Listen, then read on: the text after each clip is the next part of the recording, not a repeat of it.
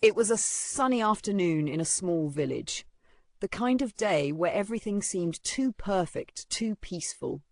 Birds were chirping in the trees, children played near the creek, and the scent of fresh bread wafted from the baker's shop. But in the middle of it all, something unusual was happening. A man, known for his sharp tongue and quick laugh, was standing by an old well, pointing and laughing loudly. His laughter echoed off the stone walls of the well. He was not laughing at some joke or clever remark. No, he was laughing at someone who had just fallen in. It had been an accident, really. The person who'd fallen was an elderly man, frail and slow-moving, who had slipped while fetching water from the well. The crowd gathered around him, some offering help, others watching in silence. But there, at the edge of the circle, stood the man, eyes wide with amusement. "Look at that!" "He fell right into the well," the man shouted, shaking with laughter. "What a fool! How do you manage to fall in a well in broad daylight with no one around to trip you?"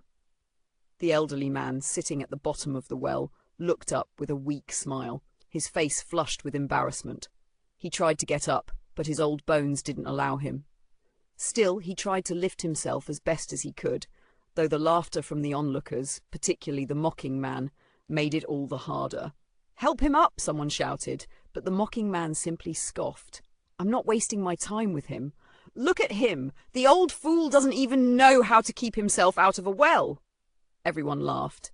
Even those who sympathized with the elderly man couldn't help but chuckle at his misfortune.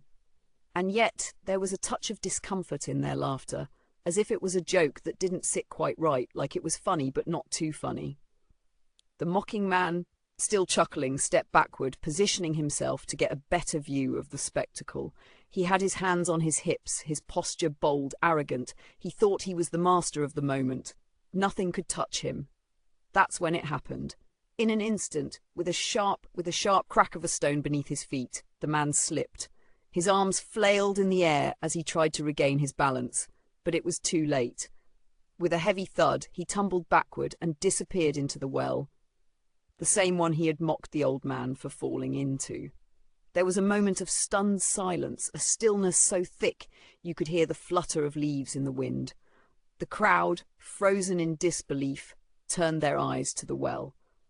The mocking man, now on the ground, struggled, his legs kicking in the air as he tried to right himself. His face turned red with panic. For a moment it looked like he might just make it out, but his foot caught on the edge, and with a loud splash, he was submerged beneath the water.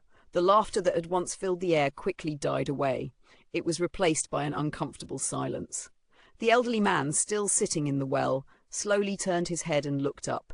His face, which had once been full of embarrassment, was now filled with an odd sort of calm understanding.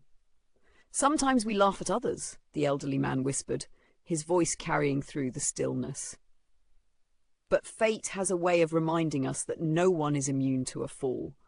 The mocking man, drenched and struggling to climb out, heard the words, but he didn't respond. He didn't have to. His humiliation was louder than any words could have been. The onlookers slowly began to help both men, their previous laughter turning to genuine concern. They pulled the elderly man to safety first, and after much effort, they managed to rescue the mocking man, dripping wet and soaked in shame.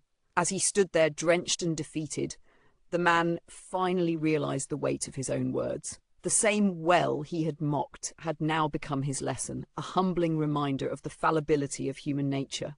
He had laughed at the elderly man's misfortune, but now, in the same situation, he understood the deep sting of humiliation. And the moral of the story? Be careful when you laugh at others' misfortune. The same thing could happen to you, and when it does, the laughter might just fade into the silence of understanding. If you enjoyed this story, please like, share, and subscribe to help the channel grow.